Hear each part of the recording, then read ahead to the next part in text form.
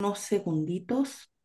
Ay, yo casi nunca transmito por Zoom, siempre es por StreamYard, pero nos va a avisar de inmediato si estamos en vivo.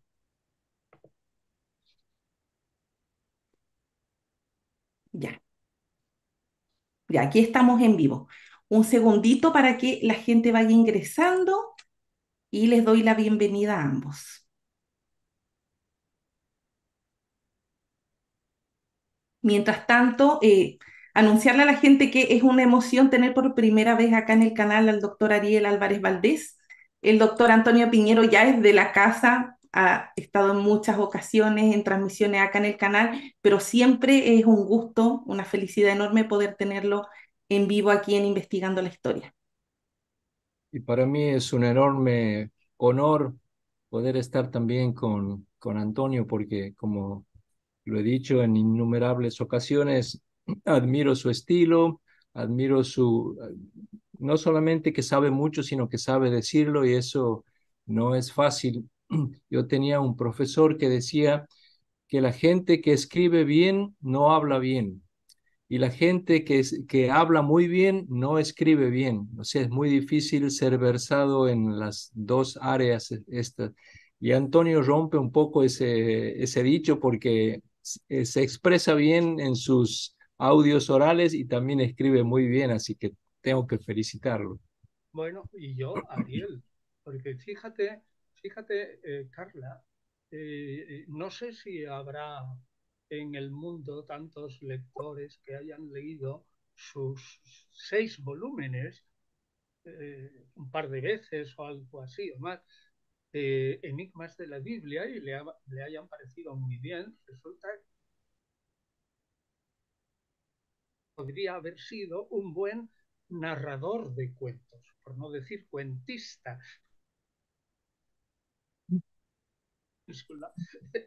Puede ser un individuo que, que dice cuentos, pero porque esas fábulas son mentiras personales. No, no, no. Ariel también escribe bien, ¿eh? Vamos a empezar así. Es verdad, empezamos con Ah, flores mutuas, pero estas flores mutuas son el reconocimiento. Yo voy a decir una cosa que no he dicho nunca, y lo voy a decir porque es la verdad y lo he sentido. Uno de los errores que yo cometí en mi vida probablemente fue no haberle enviado el manuscrito de mi libro de interpretación del pensamiento de Pablo a Ariel. Y él hubiera corregido cosas, ese libro habría salido mejor, mucho mejor. O sea, fíjate, y en eso estoy arrepentido. Tanto es mm, así que eso fue un error del que ya pues no tengo más remedio que fustigarme fuerte porque no lo hice. Pero a lo mejor con el tiempo, dado los planes que yo tengo, y yo creo que Ariel lo sabe más o menos, porque después de esta entrega de la gnosis, conocimiento de lo oculto, que ya está en la editorial y que la estamos adelgazando un poquito, el libro un poquito porque es demasiado denso para la gente.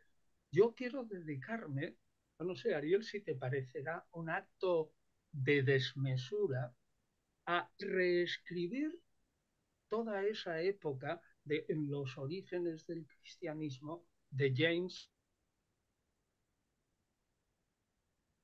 James Dunn, D-U-N-N, James G.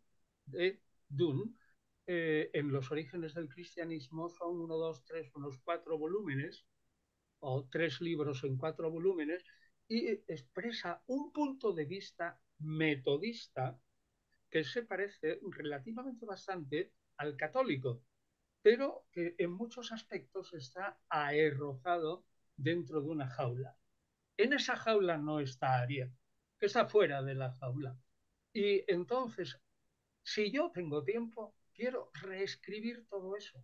Es decir, hacer una cosa, todo ese espacio que va desde el año 30 al 120 o 130, 100 años, volverlo a reescribir y para eso tengo una década de, si es que puedo esta década que van de los 80 a los 90, si vivo, reescribir eso.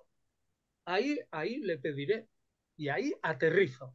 Yo le pediré consejo muchas veces a Ariel, porque creo que el consejo de Ariel hará que esta empresa, que es gigantesca, os lo aseguro, es gigantesca, intentar escribir también otros 4 o 5 volúmenes sobre 100 años, ¿no? Con los puntos de vista agudos, las correcciones de Ariel. Siempre hace correcciones con argumentos. Dice, esto no es así, pero no porque a él le dé la gana. Y dice 1, 2, 3, 4 o 5 y pone todos los argumentos. Eso es magnífico. Se ríe el profesor. Simplemente, ya lo sabemos, dice, eso es mentira, pero se acabó. O eso que usted dice es basura, pero no dice 1, 2, 3, 4. Ariel lo dice. Es decir, es agudo y yo espero, Ariel, que tú aceptes que en algunos momentos te pregunte a propósito de mi andadura, porque tu opinión para mí es importante, dado que el volumen está relacionado con aguja, acus o cus, es agudo en griego, ¿no? Y acu lo mismo, es indoeuropeo puro. El acumen crítico es la aguja que penetra hasta el fondo, no se queda en la superficie, sino que penetra como una aguja fuerte hasta el final. Así que yo, Ariel, así que prepárate, que te voy a preguntar cosas con el tiempo. Para mí, bueno, no quiero hacer ninguna falsa modestia, pero para mí va a ser un honor y un orgullo poder hacer algo con vos. Siempre, como digo, he admirado tus escritos, tus cosas, y es cierto, cuando leí un poco tu libro de San Pablo, te hice humildemente algunas observaciones Claro. que para mí ha sido un placer, y vos a mí me has hecho muchísimas observaciones porque en las reseñas que me hiciste de mis libros, de la colección de los enigmas de la Biblia, no solamente me hiciste reseñas de los 6 tomos que van saliendo de los nuevos enigmas, sino también me hiciste reseñas de los anteriores enigmas, de la colección anterior, y bueno, junto con la reseña dejaste deslizar observaciones que para mí fueron muy importantes, así que me has ayudado mucho vos a mí también, y con gusto lo que yo pueda hacer va a Pues ser te lo un... agradezco. Y sabéis que, y esto lo podemos decir a los colegas, tenemos muchos colegas cuyas reseñas son simplemente resúmenes. Y al final, después de un resumen más o menos rápido, dice, bueno, este libro me parece bien en general y no dice más. Pero eso no es una reseña. La reseña es, si no estás de acuerdo en alguna cosa, ofrecer puntos de vista alternativos, pero nunca en plan negativo. Yo he tenido algunas reseñas muy negativas, pero siempre he sabido al final decir, bueno, bien, yo he puesto aquí muchas dificultades, que digo que es bueno. ¿eh? Eso es una verdadera reseña, poner argumentos alternativos. Pero luego volver al final de la reseña a algo positivo, de tal manera que el autor no se sienta a voz. Así que muy bien. Adelante, venga, a ver, Carla. Después de este lindo momento, vamos a comenzar la charla. Hay mucha gente conectada, le digo a mis profesores, muchos ya están haciendo preguntas, pero que no tienen relación con el tema, entonces ya desde el comienzo, dando inicio a esta transmisión, acá el tema se va a tratar en sí sobre este relato que está tanto en Mateo 8 como en Lucas 7, respecto al siervo, el centurión y su siervo. Un milagro de Jesús realizado a un homosexual es lo que está pululando en el ambiente, y acá tenemos dos posturas contrarias que me gustaría, siempre con respeto, que la gente no crea que acá es un debate que se ha armado entre estos dos académicos, sino que es una charla para que podamos comprender esos textos. Yo voy a mostrar un PDF ya le comenté a los profesores, el profesor Ariel Álvarez incluso lo pudo ver, y me voy a apoyar del famoso libro gordo. Desde ahí tomé los versículos y las notas, los apuntes a pie de página, así que quiero compartir la pantalla. No puedo leer todos los mensajes, pero desde ya saludo a toda la gente que está conectada. Muchas gracias por entrar a ver nuestra transmisión. Así que, deme un segundito acá porque yo estoy acostumbrada a StreamYard. Em, ya,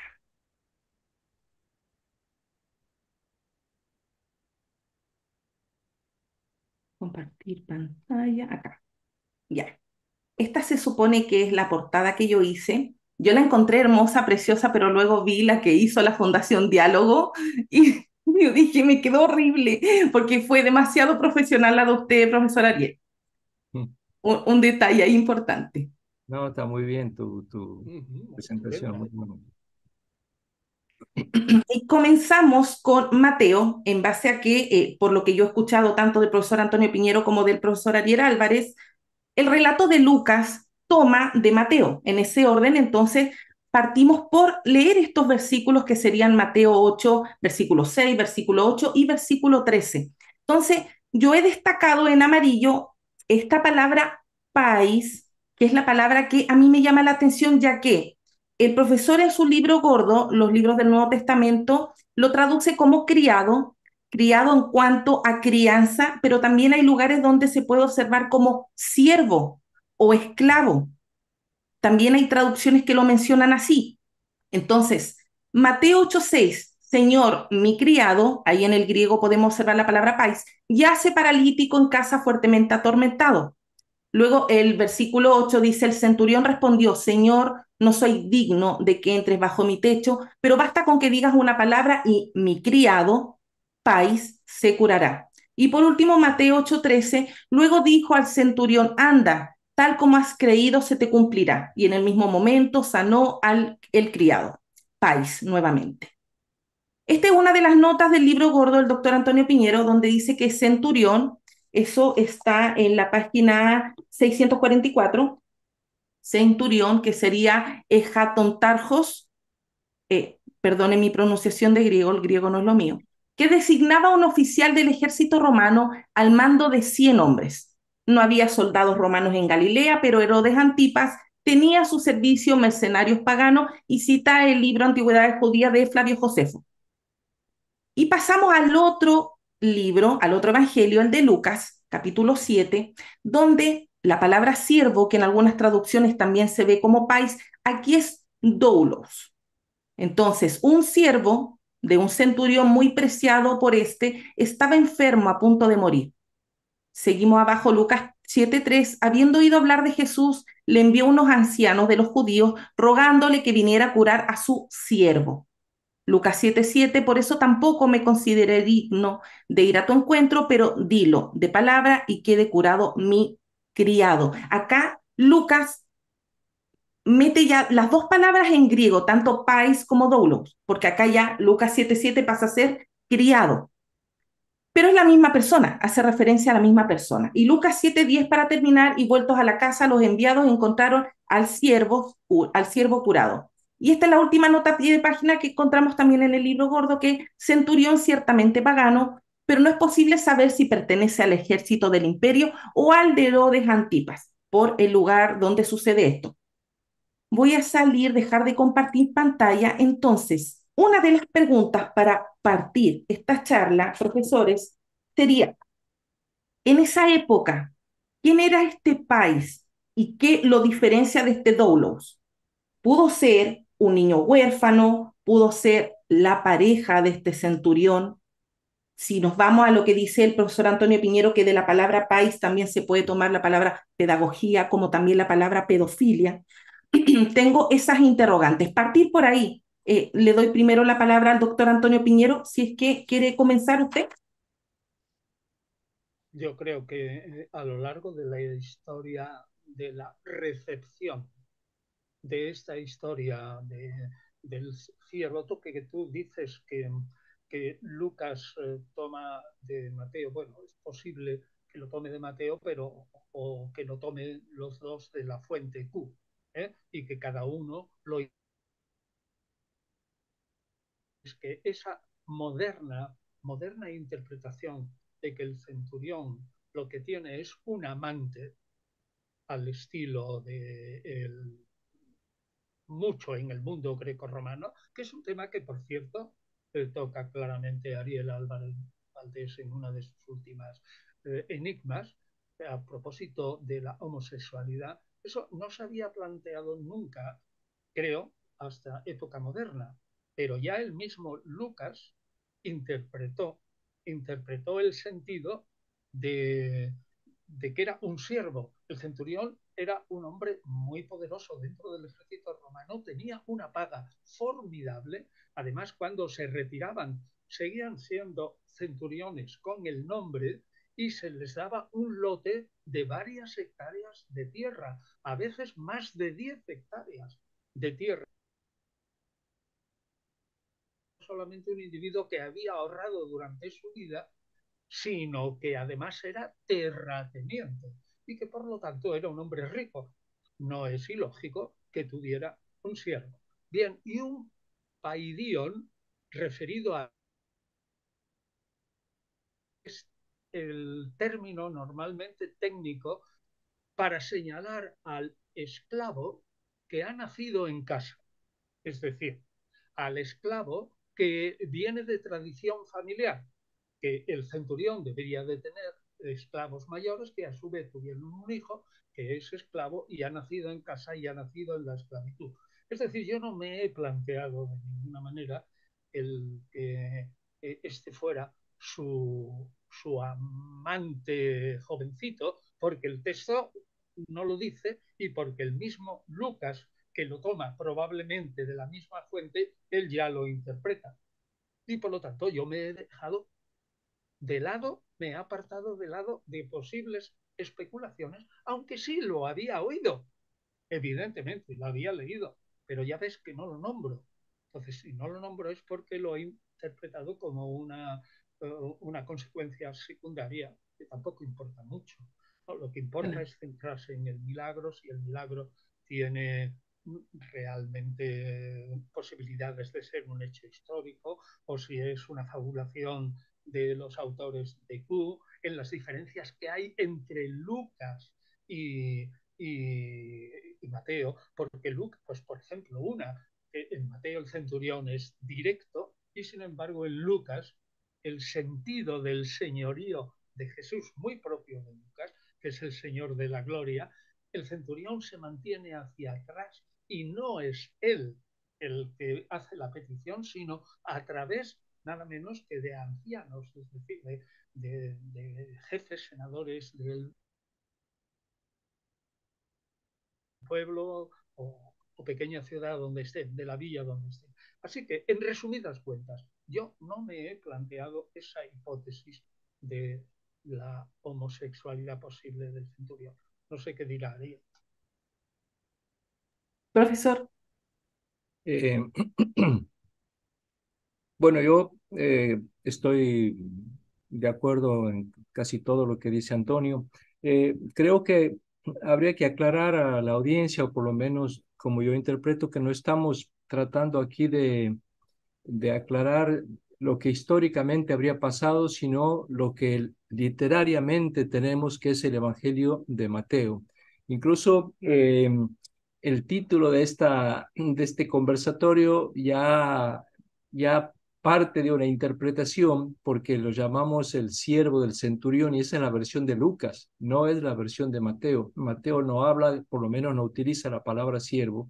Tendríamos que haberlo titulado de una manera más neutral, por ejemplo, el muchacho del centurión o el joven del centurión, y ahí entrarían todas las variantes o posibilidades. Pero es un detalle secundario. Si me permites, Carla, voy a compartir unas diapositivas simplemente porque a veces, por claridad ante la gente, me gusta exponer.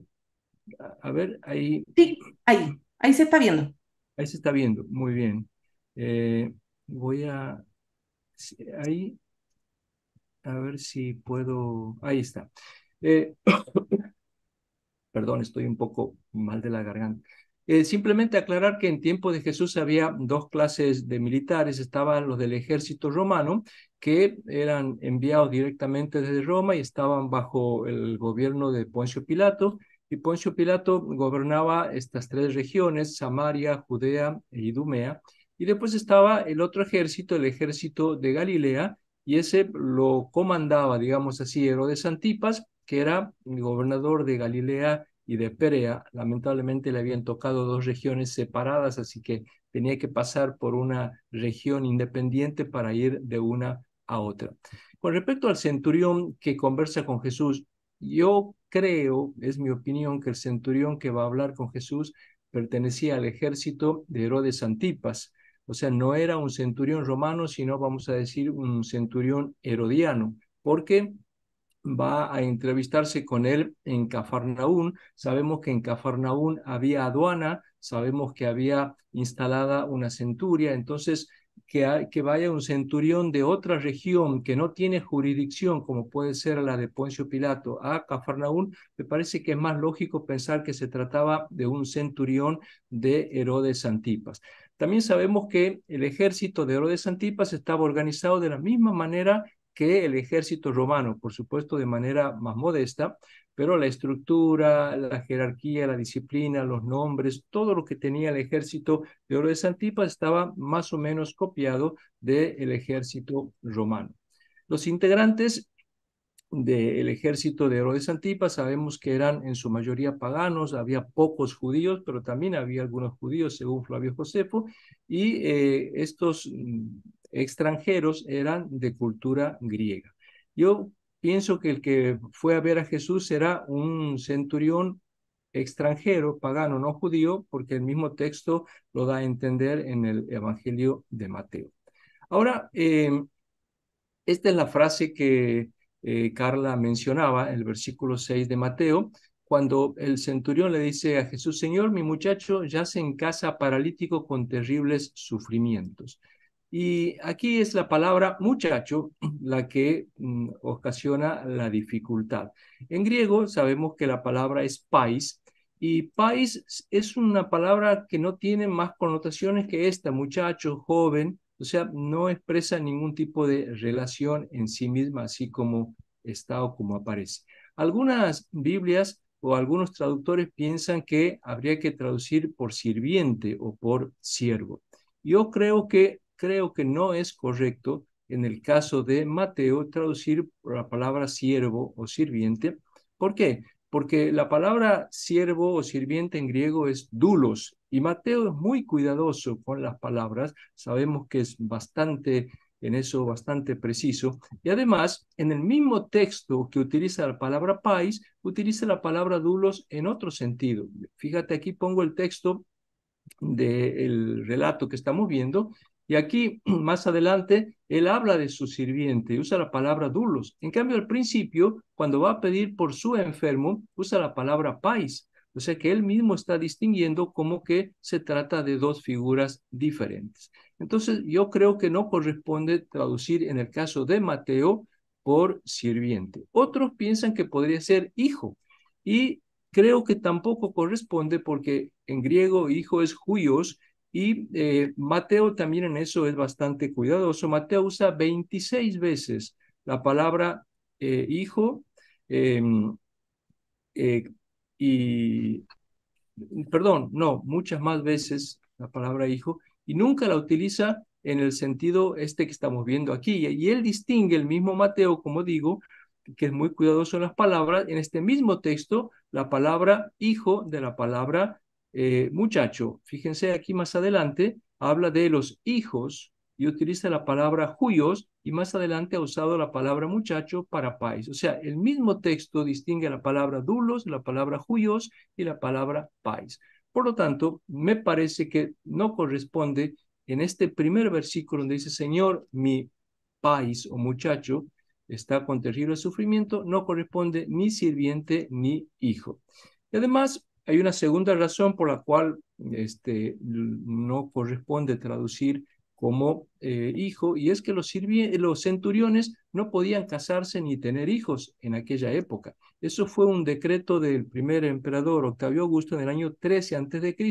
A los oficiales de rango superior les prohibió casarse.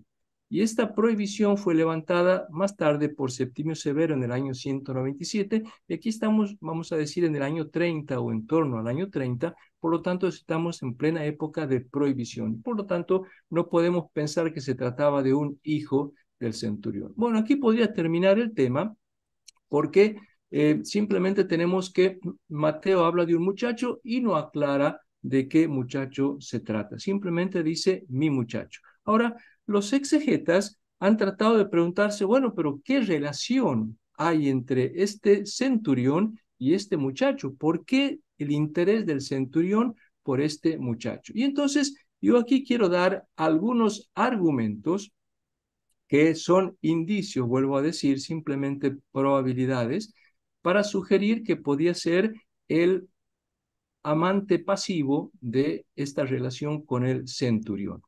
En primer lugar, tenemos la literatura extrabíblica. En la literatura extrabíblica, la palabra pais suele ser utilizada en el sentido de el amado o favorito en una relación homosexual.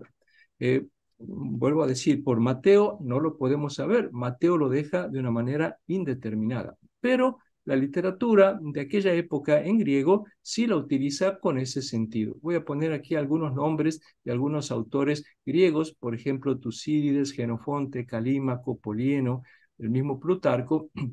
No solamente nos cuentan esto, sino que mencionan el hecho de que muchos centuriones y oficiales romanos, al no poder casarse, tenían sus amantes dentro del ejército. Esto también lo tenemos en historiadores romanos. Por ejemplo, Plauto, Valerio Máximo, Marcial, el mismo Tácito, nos cuentan anécdotas de centuriones que tenían sus amantes, y además nos cuentan peleas que había entre ciertos oficiales y centuriones porque habían visto algún jovencito, algún soldado más o menos bello y se peleaban por él. Incluso hasta nos dan los nombres de algunos centuriones que tenían sus amantes. Entonces, en primer lugar, creo que la literatura extrabíblica puede darnos una pista de este país. En segundo lugar, tenemos los datos de la arqueología. En Inglaterra, en una localidad que se llama Vindolanda, los arqueólogos han excavado en la década del 30 una fortaleza romana, justamente de los años 80, en la época en que más o menos escribe Mateo. Y aquí pongo una foto de esta excavación y voy a poner una frase simplemente de los arqueólogos que, vuelvo a decir, no están conectado con los estudios bíblicos ni con los estudios de Mateo. Pero, por ejemplo, ellos dicen, las habitaciones halladas se asemejaban más a un burdel masculino que a otra cosa. Dice que se encontraron en estas habitaciones, sobre todo en las más grandes que pertenecían a los centuriones, juguetes sexuales. Y claro, los centuriones, como muy bien ha dicho Antonio, tenían más dinero, tenían mejor paga, tenían habitaciones más grandes y podían darse el lujo de tener este tipo de facilidades sexuales. Un tercer dato que puedo aportar es el análisis comparado de los evangelios. Cuando muy bien decía Antonio que el relato del centurión que acude a Jesús está tomado del documento Q. Y según cuando uno lee la reconstrucción que se habría hecho del documento Q, el original utilizaba la palabra pais. Y Lucas ha cambiado el original. Lucas ha puesto la palabra dulos. Por lo tanto, la versión de Lucas es una modificación con respecto a el original que tenía la palabra pais. ¿Por qué Lucas ha cambiado? No lo sabemos, pero podemos suponer que la palabra país podía causar un cierto escozor en la comunidad y ha preferido entonces utilizar la palabra sirviente y pone dulos. Pero con esto Lucas ha creado un grave problema, porque si es un sirviente, ¿cómo se explica que el centurión vaya por un simple sirviente a pedirle un favor a un curandero judío como era Jesús? Y entonces, ¿qué hace Lucas para justificarse? Dice que lo estimaba mucho. agrega el cariño de este centurión por este sirviente, dato que no estaba en el original. Pero no solamente hace eso, también agrava la enfermedad. Dice que estaba a punto de morir, cosa que tampoco decía el original. Decía que estaba con mucho sufrimiento, pero lo pone ya al borde de la muerte para poder justificar que el centurión va. Pero aún así Lucas sabe que no está justificada la ida del centurión. Y entonces, ¿qué hace? Dice que no va el centurión, sino que envía unos ancianos judíos. Miren todos los cambios que ha tenido que hacer Lucas por haber cambiado la palabra país y poner la palabra sirviente. Y entonces eh, Jesús se pone en movimiento, va a la casa de este centurión, pero claro, si Jesús va a la casa del centurión, el milagro se arruina, porque el chiste del milagro estaba que lo hiciera a la distancia. Entonces, ¿qué hace Lucas? Tiene que agregar otra cosa. Manda una segunda embajada a pedirle que no vaya a la casa. Cuando esto contradice lo que dice el primer envío, donde van los ancianos a pedirle que sí vaya. Y además dice que no es digno de que vaya, cuando un rato antes la primera embajada ha dicho que sí era digno. Todas estas contradicciones, todas estas marchas y contramarchas son el absurdo que le ha quedado al pobre Lucas por haber cambiado simplemente la palabra país y haber puesto la palabra dulos. Y para poder mantener que el milagro se pueda hacer a la distancia.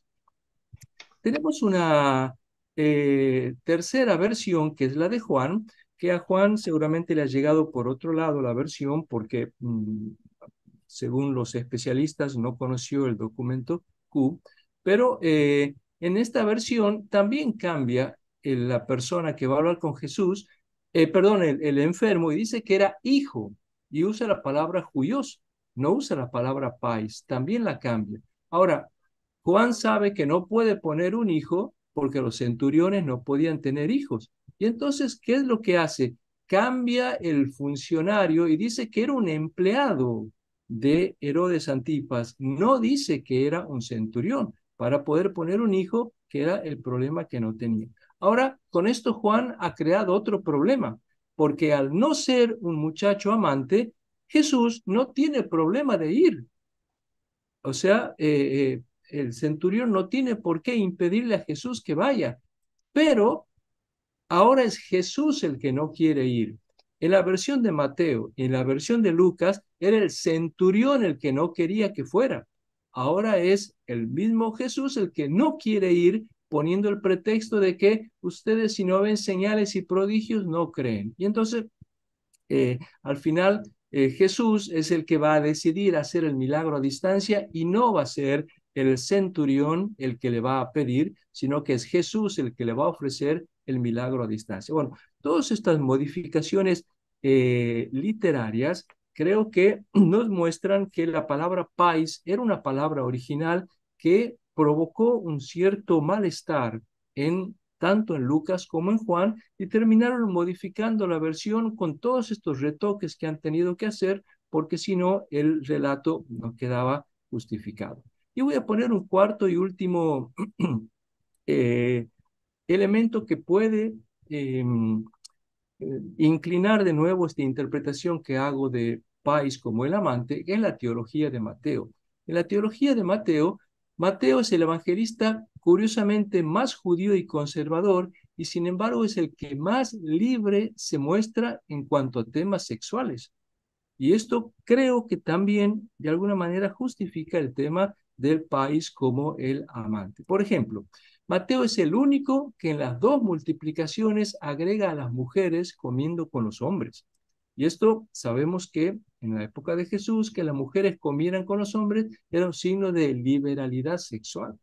Y Mateo no tiene ningún problema de poner. Fíjense, en la primera multiplicación dice los que habían comido eran 5.000 hombres sin contar mujeres y niños. Si vemos la versión de Marcos, Marcos habla solamente de 5.000 hombres. Y si vemos la versión de Lucas, también habla de 5.000 hombres. En la segunda multiplicación, Mateo vuelve a poner 4.000 hombres sin contar mujeres y niños, cosa que Marcos habla solamente de unos 4.000, se supone que 4.000 hombres, Lucas no tiene segunda multiplicación. Entonces miren cómo Mateo no tiene problema de poner hombres y mujeres en un contexto en el que esto no estaba moralmente bien visto. Un segundo detalle que vemos en Mateo es cómo Mateo es el único que dice que las prostitutas van a entrar en el reino de Dios antes que los sacerdotes y que la gente de bien. Podemos ver lo que esto puede haber significado en aquel contexto. Cuando Jesús cuenta la parábola de los dos hijos, dice, en verdad les digo que los cobradores de impuestos y las prostitutas llegan antes que ustedes al reino de Dios. Un dicho bastante, vamos a decir así, subido de tono en aquel contexto. En tercer lugar, Mateo es el único que incluye en la genealogía de Jesús a mujeres famosas por su comportamiento sexual irregular. Por ejemplo, Mateo, sabemos que en los primeros versículos de Mateo está la famosa genealogía de Jesús, ahí la pone a Tamar, que se acuesta con su suegro, y de esa forma con Judá va a engendrar un antepasado de Jesús, una incestuosa. La va a poner también a Rahab, que va a ser una prostituta de Jericó. La va a poner también a Betsabé, que es una adúltera con el rey David. O sea, tres mujeres sexualmente negativas. Mateo no tiene problema de colocarlas en la genealogía de Jesús. Y por último, Mateo es el único que defiende a los homosexuales en el Sermón de la Montaña. Cuando en el capítulo 5 dice, han oído que se dijo a los antepasados, no matarás, y aquel que mate será reo ante el tribunal. Pero yo les digo, todo aquel que se encolerice contra su hermano o se enoje, será reo ante el tribunal. Y el que llame a su hermano raca, será reo ante el Sanedrín, y el que llame renegado será reo de la gehenna de fuego.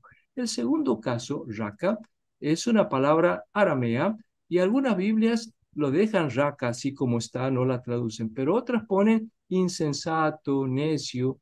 Esta traducción yo creo que no es correcta porque aquí Jesús estaría prohibiendo que alguien llame a otro insensato, pero Jesús llama insensato a los fariseos, les llama necio a los fariseos. Entonces, ¿cómo Jesús va a prohibir algo que él mismo dice? Por lo tanto, no podemos traducir raca por insensato o por necio. Ahora, sabemos que la palabra raca, eh, como les decía, es un término arameo que significa débil, blando, suave. Lo encontramos en el Antiguo Testamento no he puesto aquí las citas ni los ejemplos, pero varias veces aparece en el Antiguo Testamento con este sentido. Y era una palabra justamente como significa blandito, suavecito, que se utilizaba para los afeminados. Por lo tanto, aquí habría que traducir, y el que llame a su hermano maricón será reo ante el Sanedrín, o por lo menos dejarlo raca si es que no queremos jugarnos por la palabra maricón o alguna de ese estilo. Por lo tanto, eh, aquí termino yo, digo, son cuatro argumentos que podría aportar para una mirada de un perfil en este sentido.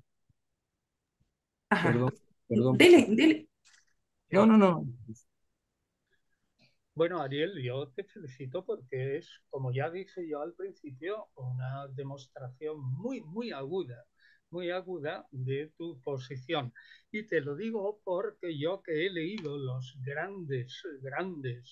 pero grandes comentarios a Mateo que tienen 2.500 páginas, como el de Dale Allison y Davis y todos eso a propósito del país, no dice ni una sola palabra, ni tampoco sobre la capacidad del Hecatontarces, es decir, del centurión de que no pudiera casarse y todo eso. Es decir, los grandes comentarios, que es en lo que hemos bebido todos, pues resulta que no dicen ni una sola palabra de la argumentación del libro. Nada, nada.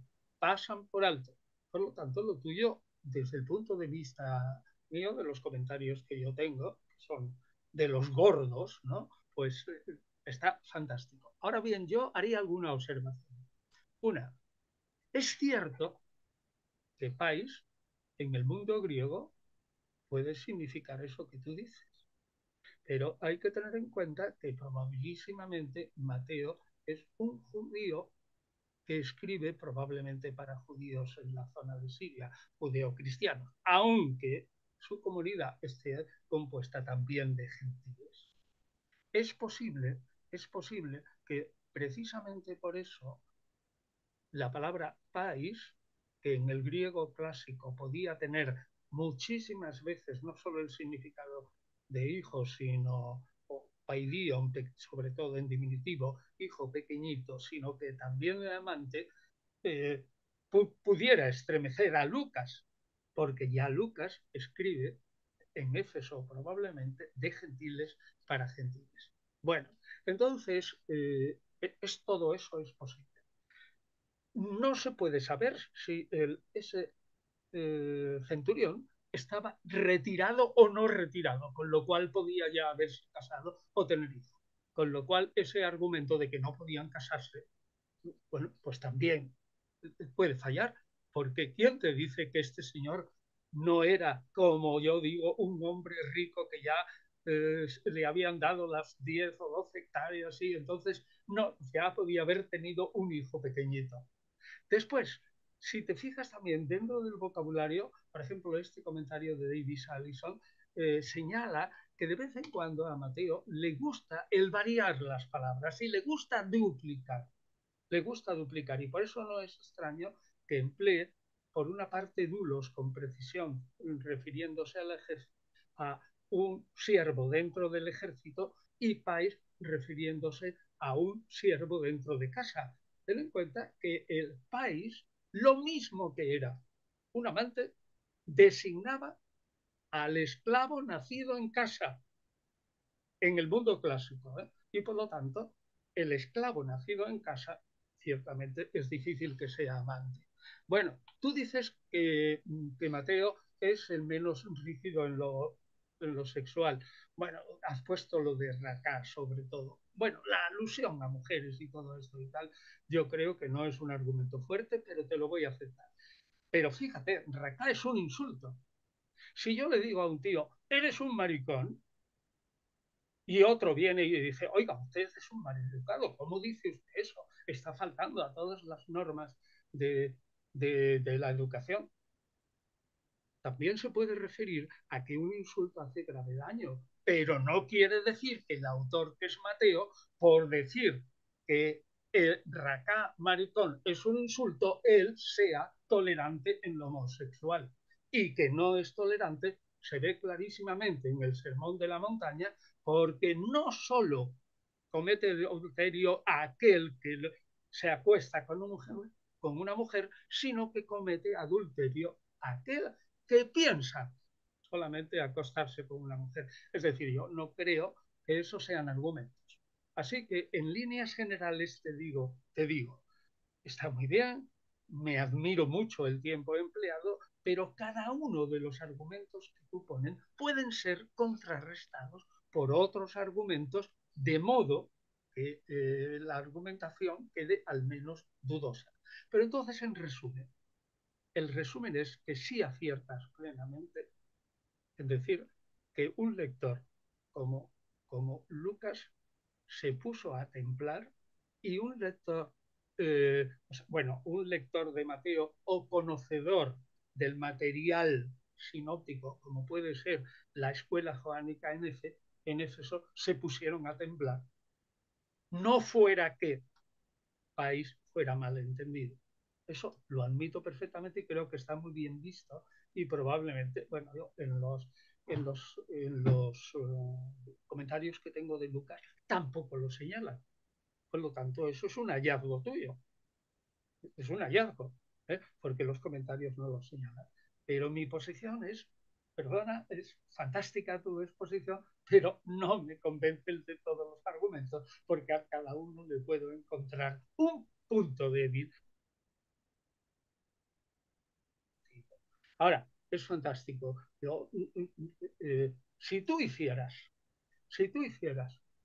tal como has hecho un estudio de país, aquí, en este episodio de Mateo 8:11, por ahí, ¿no? Lo hicieras de todos los evangelios, tu comentario a los evangelios tendría 14.500 páginas. o 20.300 páginas. Sería fantástico, pero no sé si con 100 años de vida podrías acabarlo. Pero en fin, Doctor, enhorabuena. doctor Piñero, yo tengo una pregunta para usted.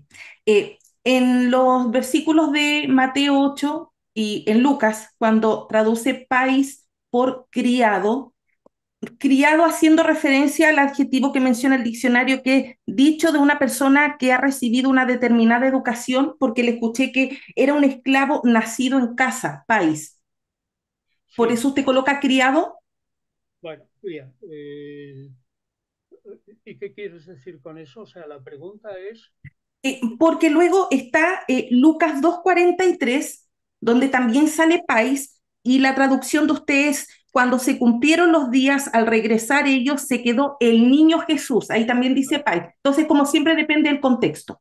claro, depende del contexto, pero ciertamente un país, un esclavo educado en casa, podía ser infinitamente por el ambiente familiar. Si el ambiente familiar era elevado culturalmente, podía ser mucho más culturalmente, mucho más potente que cualquier otro. Pero bueno, lo que yo quiero decir, la ambigüedad de país es clara y eso no se puede negar. Y entonces Mateo probablemente, en mi opinión, ¿eh?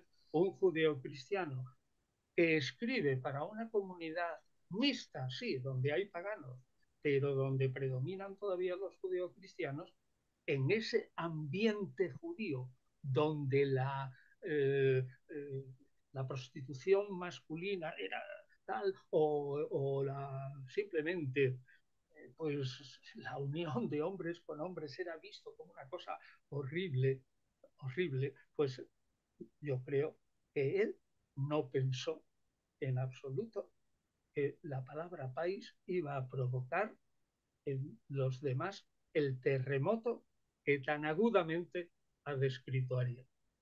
Así que Acá hay una probablemente, pregunta en el chat de Josbel que le pregunta a ustedes dos.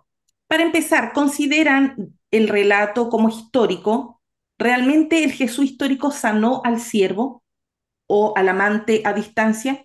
bueno, yo puedo decir, en el sentido de que presupone una curación a distancia y una presciencia de Jesús, en un historiador como soy yo, esos elementos sobrenaturales hacen que dude de la historicidad, aunque, aunque no niego en absoluto que las curaciones por intensidad psicológica sean una de las marcas de la personalidad de Jesús. Es decir, Jesús era históricamente un sanador. Pero para mí, tal como está relatado, como un historiador le tengo que poner marcas de no historicidad. Por eso, no sé, me parece imposible esa presciencia que es solo que opinaría. ¿Usted qué opina, profe Ariel?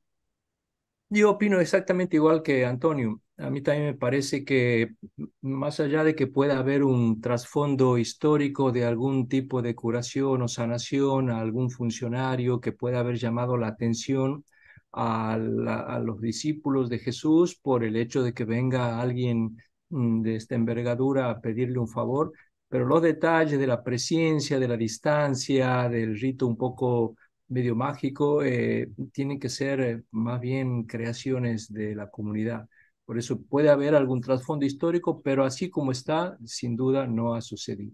Ahora, me gustaría poder decir algo con respecto a lo que decía Antonio. Yo estoy completamente de acuerdo de que los cuatro argumentos que di para una traducción de país como el amante del centurión son cada uno de ellos pueden ser fácilmente rebatibles. Creo que es el conjunto de todos ellos lo que le da una cierta probabilidad. Ninguno de ellos aislado ni individualmente, sino el hecho de que tengamos varias convergencias en ese sentido.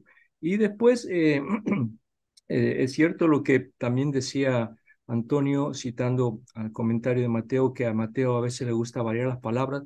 Yo, por lo menos, de los textos que he visto, Mateo usa 26 veces la palabra pais y paidion, el diminutivo paidion y pais, y creo yo que ninguna de esas 26 veces equivale ni a hijo ni a sirviente. Perdón, no, perdón, retiro. No equivale nunca a hijo como tal. O sea, siempre que utiliza la palabra hijo como tal, Mateo siempre especifica algún tipo de relación familiar, cosa que aquí no aparece ningún tipo de relación familiar. Por eso vuelvo a decir, creo que ninguno de los argumentos aislados inclina la balanza para nada. Es el conjunto de argumentos lo que nos puede llevar a una interpretación de ese tipo. Ahora, a la interpretación de que Pais pueda tener un sentido de homosexualidad, hay dos objeciones que se le hacen que creo que son las de mayor peso y creo que también conviene mencionar. Una es que Jesús difícilmente puede haber estado de acuerdo con una bendición o un milagro o alguien que sea homosexual. Y el segundo argumento es que en la mentalidad judía, donde la homosexualidad era una aberración, una abominación, que Mateo pueda haber puesto en este contexto. Yo creo que los dos argumentos caen. ¿Por qué? Primero, porque no estamos discutiendo si Jesús hizo este milagro o no. Estamos discutiendo si Mateo en los años 80 fue capaz de poner este relato o no. No estamos discutiendo si en los años 30 Jesús hizo este milagro. A lo mejor era, como muy bien dice Antonio, un centurión jubilado o era algún pariente o lo que fuere, puede ser en el hecho histórico. Aquí estamos discutiendo si en el Evangelio de Mateo podemos suponer que esta palabra país, Mateo la dejó en este contexto.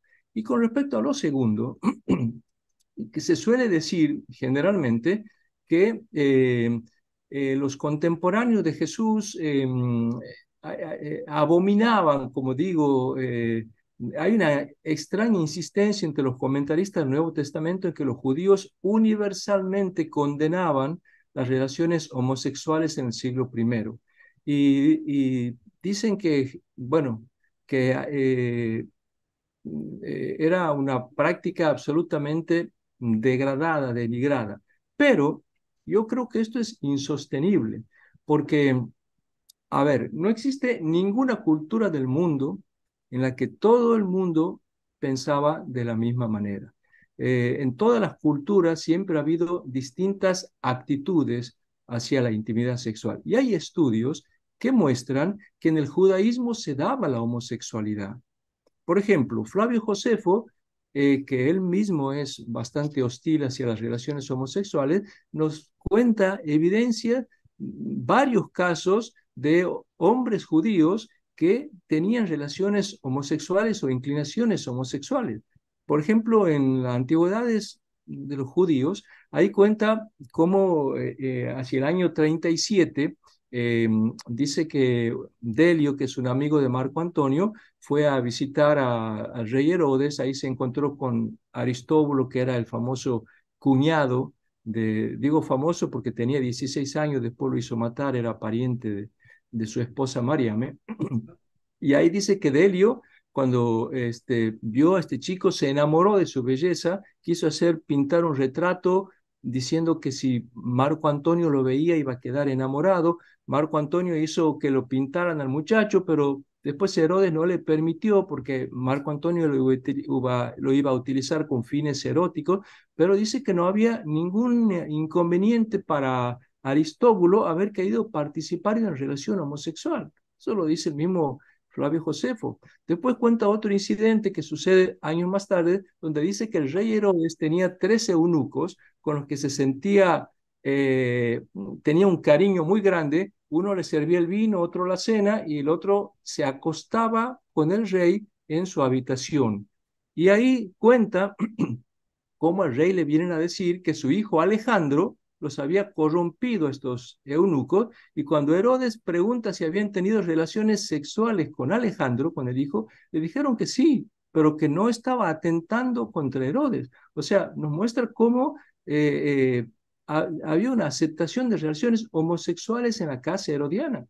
Después nos cuenta un tercer incidente también en la Guerra de los Judíos, donde Juan Giscala, que es este famoso héroe de la revuelta eh, contra Roma entre los años 67 y 68, dice que Juan de Giscala, que era el cabecilla, durante la guerra de los judíos, permitía que cada uno de la gente de su tropa hiciera lo que quisiera. Y ahí él relata que no solamente saqueaban y violaban, sino que se entregaban sin escrúpulos a las prácticas afeminadas, que se trenzaban el cabello, se vestían con ropa de mujer, se llenaban de perfume, se pintaban los ojos, y que hasta imitaban no solamente en el vestido, sino los placeres sexuales como mujeres. O sea, el mismo Flavio Josefo nos cuenta varios incidentes de homosexualidad. Voy a poner otro caso, que es el famoso poeta Marcial, que es un poeta latino del siglo I, compuso una obra bastante conocida, Epigramas, y en esta obra nos cuenta varios casos de actividades homosexuales de hombres judíos. Por ejemplo, en el epigrama número 7, ahí habla de no quiero mencionar muchas cosas aquí porque es muy explícito, eh, Marcial, y bastante desvergonzado en las cosas que escribe, pero habla de los penes de los judíos que son excepcionalmente grandes, y que habla de cómo tenía esclavos judíos con los que mantenía relaciones homosexuales. En 4 o 5 epigramas habla de las relaciones homosexuales de judíos. Después tenemos un documento que se llama el Corpus de Inscripciones Judeo-Palestinas, que son una recopilación de miles, son unos autores que se han tomado el trabajo de recopilar todos los grafitis que han encontrado en lo que hoy es Israel y Palestina. Y muchos de estos grafitis, que son inscripciones en las paredes, son sobre humor sexual, un poco como los grafitis que hoy nosotros encontramos en las paredes. Y hay un grafito, por ejemplo, del siglo I antes de Cristo, en una cueva de Bet Gubrin, ahí en Israel, donde dice: aquí el joven Filino se, y utiliza una palabra bastante fuerte, al hijastro de Crátero Papías. O sea, habla de una relación homosexual, un grafiti. Eh, Después tenemos bueno, Tácito también, no voy a ponerme a mencionar, pero hay una anécdota que cuenta el Talmud. El Talmud, en el Tratado Sanedrín, el Talmud de Jerusalén, ahí relata una anécdota del rabino Judá ben Patzi, y ahí dice que este rabino subió una vez al ático de la sala de estudio de la Bet Midrash, de la casa donde se estudiaba la Torah, y vio a dos hombres teniendo relaciones sexuales. Y estos hombres le dijeron: Rabí, observa que tú eres uno y nosotros dos. O sea, este pasaje los especialistas lo sitúan alrededor del año 300, algunos quizás un poco antes, 200 de la era común, y cuenta cómo dos judíos estaban teniendo relaciones homosexuales en el techo de la escuela de Midrash, y lo amenazan a este rabino si es que llegaba a contar algo. O sea que esta insistencia de que nunca entre el judaísmo estaba bien visto relaciones homosexuales y todo esto, y que Jesús hubiera reaccionado a las relaciones homosexuales, y que todo esto a mí me parece que es una exageración que no condice con los testimonios que nosotros tenemos, tanto literarios como también de graffiti. Eh, ¿Puedo comentar algo, Ariel? Sí, claro. Esto, mira, cuando tú has hablado de Aristóbulo y los eunucos de Herodes, pasajes que son para mí muy conocidos por diversas razones, o de Marcial, que era calagurritano, es decir, era un hispano en Roma, pero estaba en Roma, era desvergonzado Bueno, pero está hablando de unas clases sumamente helenizadas, tanto Aristóbulo como los eunucos y Herodes y Marcial en Roma y el Talmud. Eso desde luego, habla de gente helénica, aunque tenga un trasfondo judío. Ahí se explica la homosexualidad. Cuando yo hablo de que en líneas generales el judaísmo aborrece la homosexualidad, estoy hablando, por ejemplo, de los apócrifos del Antiguo Testamento que yo he indexado claramente y de una manera exhaustiva, y ni siquiera menciona la homosexualidad como vicios reprobables que tienen que ser descritos como se describen otros muchos en los 65 apócrifos, es decir, en esa literatura judía del Segundo Templo. Solo he encontrado dos críticas en el Pseudofocílides, una en el Pseudofocílides y otra en el Testamento de Jacob, que diga especialmente que la homosexualidad es horrible. Es decir, que está tan absolutamente fuera del ámbito de la lista de vicios la homosexualidad que ni se menciona en la literatura judía del segundo. Eso también. Ahora, sí que me parece muy interesante lo del Corpus Inscriptionum Judaicarum, entre los que ha intervenido un amigo mío personal y tal, que eso pues sí denota algo popular, ¿no? Y lo de Juan de Giscala, ciertamente, es también muy duro, pero no creo que, como estamos hablando del nivel literario, de lo que se pensaba en líneas generales por aquellos que de alguna manera pudieran tener contacto con una literatura que iba hacia el pueblo, ahí yo sigo manteniendo que, a pesar de lo que tú has señalado muy bien, insisto, lo de Juan de Giscala y el Corpus Inscriptionum Judaicarum, vamos, me parece estupendo, ¿no? No justifica que se pueda defender que en el judaísmo de alguna manera se toleraba la, la homosexualidad. Yo creo que no. Es que no lo he encontrado por ninguna parte. Ahora vos has distinguido muy bien entre el judaísmo, vamos a decir así, helenizado y el judaísmo más tradicional de los apócrifos, y Mateo estaría dentro del judaísmo helenizado. Bueno, Además, sí, según, helenizado sin duda alguna, porque está en Siria. Y claro, Siria está profundamente helenizada. Probablemente era bilingüe, ¿eh? Mateo escribe,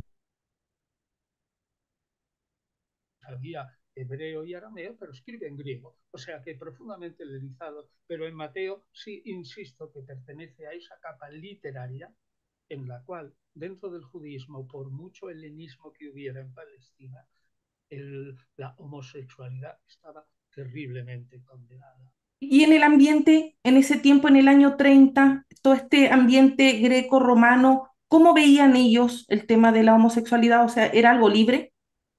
Bueno, hay que distinguir la práctica de lo que decían no los poetas, sino los moralistas. Los moralistas no eran precisamente muy afectos a la homosexualidad, sino que pasaban y la sublimaban, pues la sublimaban. Ahora, que la práctica de la homosexualidad en el mundo greco-romano en esa época estaba relativamente tolerada o se hacía la vista gorda o incluso practicada, estoy totalmente de acuerdo. Pero insisto en que la helenización profunda de Palestina en el siglo I, de lo cual hay bastantes libros especializados exactamente en la helenización de Judea en el siglo I, sin embargo, yo no recuerdo haber leído que esa helenización les hubiera llevado a una vista gorda respecto a las relaciones homosexuales. No tengo conciencia de Ujú. haberlo leído en ninguna parte. Yo tengo una pregunta del amigo Gonzalo José Pérez Muñoz. Él dice que, dejando a un lado esta palabra país, ¿Qué mensaje querría transmitir Mateo? Pregunta él. Que un gentil, a pesar de hacer algo mal visto por la época desde el judaísmo, podía ser salvo o podía recibir un milagro a distancia. ¿Será Bueno, ese el mensaje? Ariel, tienes tú la palabra que yo he hablado ya. Sí, creo que Mateo, a pesar de ser judío y escribir para judíos, creo que en su comunidad hay una gran apertura hacia los gentiles. Ya vemos que al comienzo nomás los magos de Oriente, los primeros que llegan al nacimiento de Jesús son gentiles, o sea, no son judíos, y cómo al final termina con una invitación a ir a bautizar a todas las gentes, o sea, es un autor bastante abierto el hacia los gentiles, y con este milagro, digamos, hacia el centurión, muestra cómo, pienso yo, muestra cómo también están invitados todos los gentiles a participar a esta búsqueda del reino de Dios.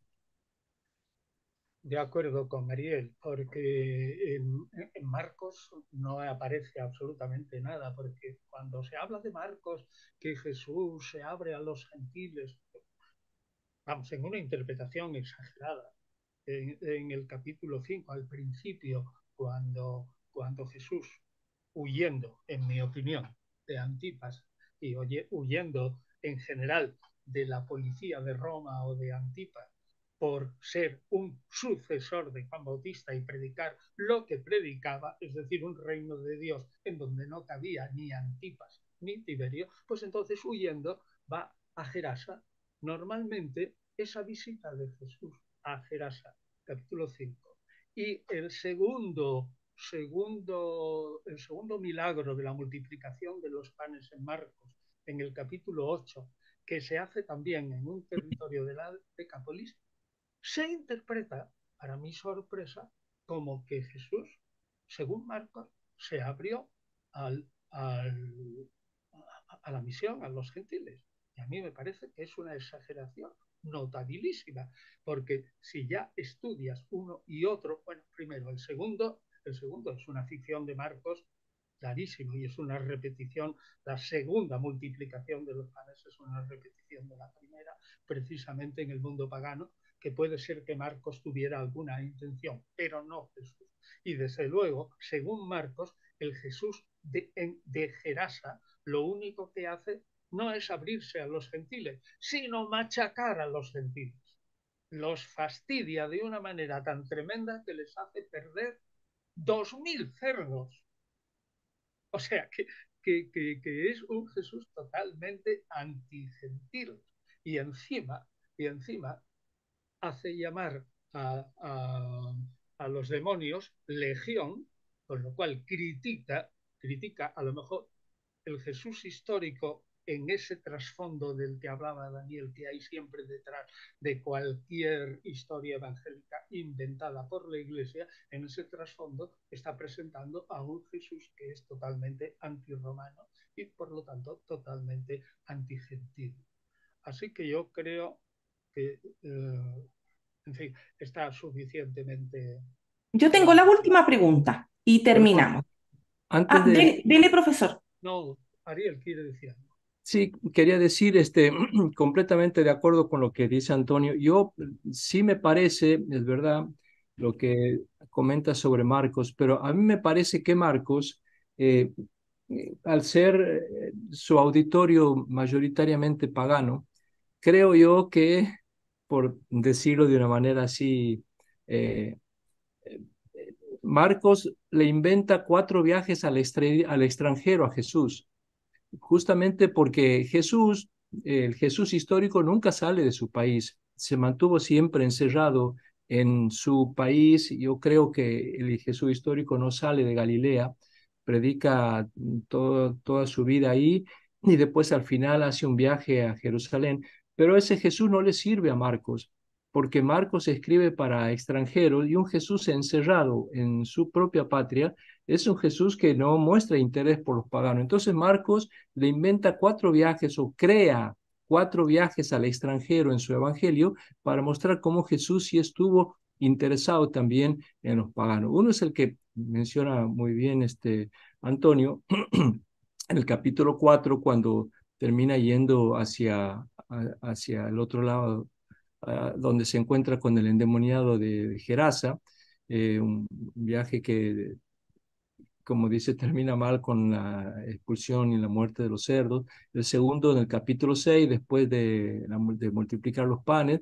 El tercero, cuando viajan a la región de Tiro, al norte de Galilea. Y después el cuarto viaje. O sea, yo creo que Marcos sí hace un pequeño esfuerzo en romper esta cerrazón de un Jesús demasiado encerrado en su patria para mostrar un poco de interés hacia los extranjeros. Perdón, era un comentario nomás. Carla, permíteme un momento.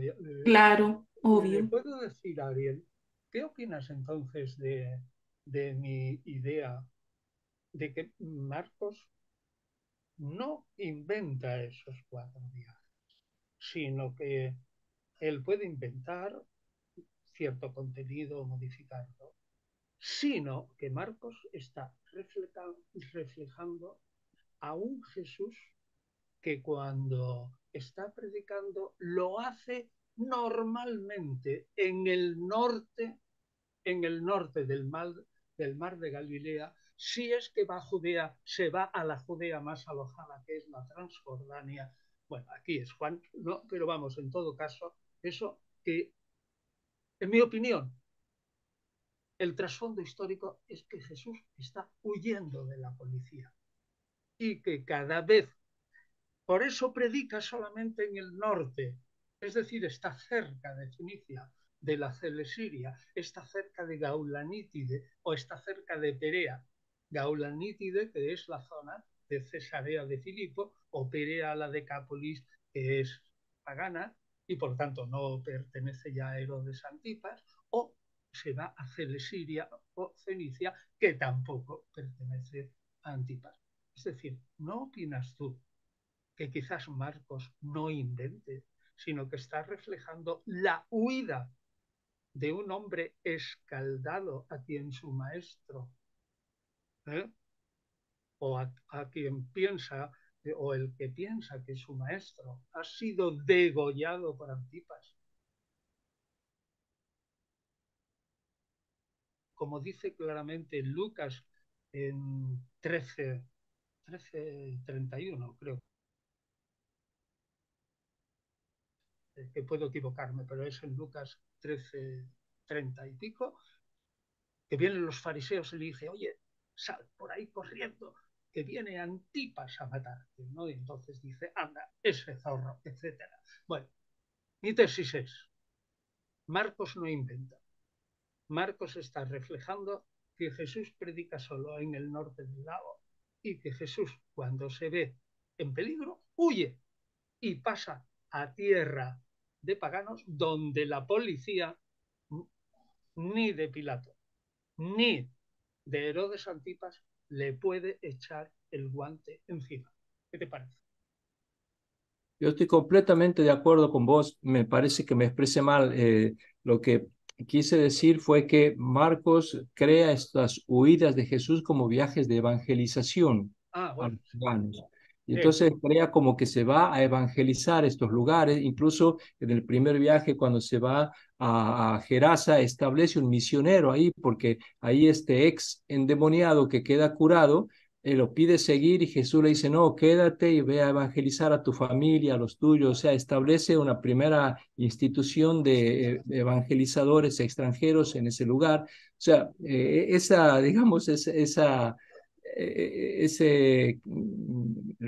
cobertura que le hace Marcos a estos viajes, que como vos muy bien dices, probablemente eran huidas de Jesús, él los recubre como viajes de evangelización al extranjero. Vale, eso me parece bien. Bien. Ahora va la última pregunta antes de despedirnos. Eh, Se ha comentado mucho en el chat, es la pregunta recurrente, el por qué, sabiendo en el año 30 todo este contexto cultural greco-romano, ¿por qué no hay nada explícito, nada expresado en los evangelios respecto a una prohibición de parte de Jesús sobre la homosexualidad, entendiendo que el término es anacrónico para la época, pero relación entre dos hombres?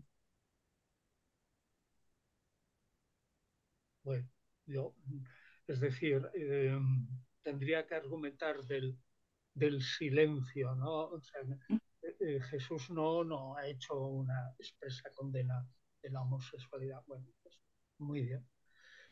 Pero no sé por qué, porque quizás en su ambiente estaba tan condenado.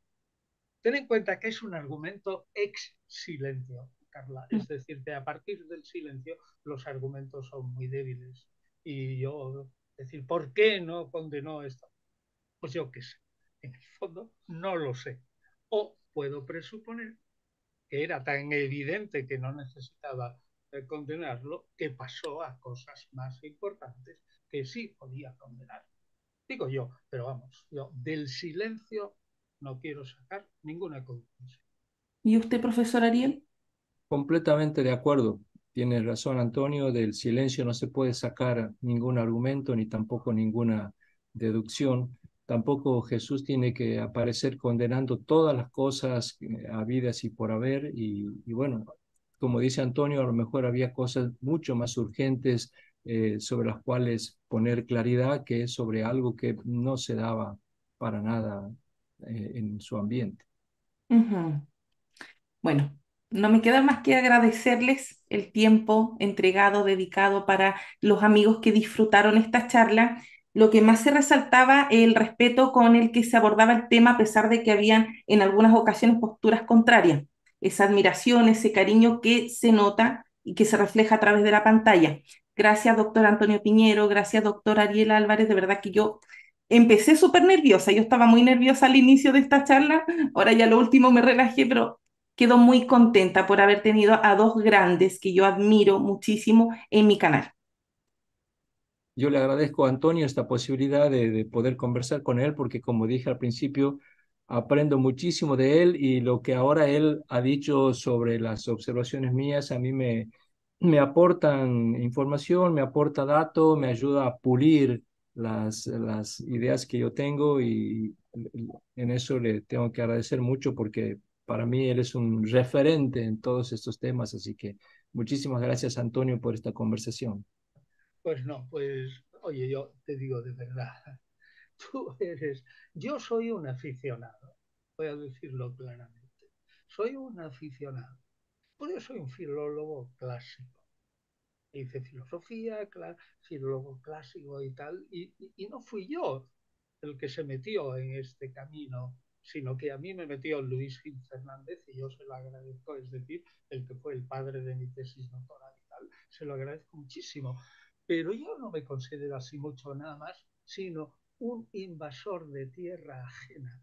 Porque al no haber estudiado ni teología ni nada, soy un puro autodidacta. Yo soy puramente autodidacta, ¿no? Y he leído, pues eso, libros gordos y tal, pero tampoco me ha dado la vida o ocasión de ponerme todavía puntillosamente a discutir como Ariel, que ya viene de escuela, ¿no? Claro, tú has estudiado teología, has estado en todo ese ambiente y yo no.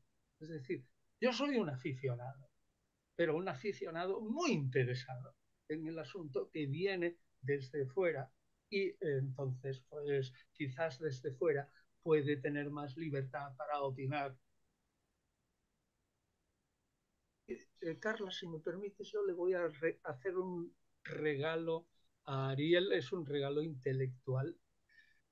Ariel, piensa al leer, ya se me ocurrió, pero nunca te lo escribí, no sé por qué. Cuando leí tus capítulos, que has escrito varias veces sobre el librito pequeño que se llama Epístola de Judas, que solo tiene 25 versículos en el Nuevo Testamento y que Ariel lo aprecia mucho, ¿no? Y yo digo, Ariel, a ver qué te parece la idea para que profundices tú en ella, que tienes más tiempo aquí para sacar. Me parece a mí que la segunda parte de la carta de Judas, cuando está describiendo a esos que se jactan ser los libertinos con un conocimiento superior, que son en el fondo gnósticos neumáticos, mi idea es, el autor de Judas se está inspirando en los adversarios de Pablo de Primera Corintios. Coinciden las críticas de Pablo a los adversarios en Primera Corintios Es decir, mi tesis es que por debajo de Primera Corintios, aunque sean dos cartas A y B, etcétera, y bla, bla, bla, pues hay un ataque de Pablo a aquellos que son del grupo de Jesús que se creen superiores a los demás. Y por lo tanto, como se creen superiores, son los super excelentes, ¿no? Y esos tienen muchos defectos y son criticados por Pablo.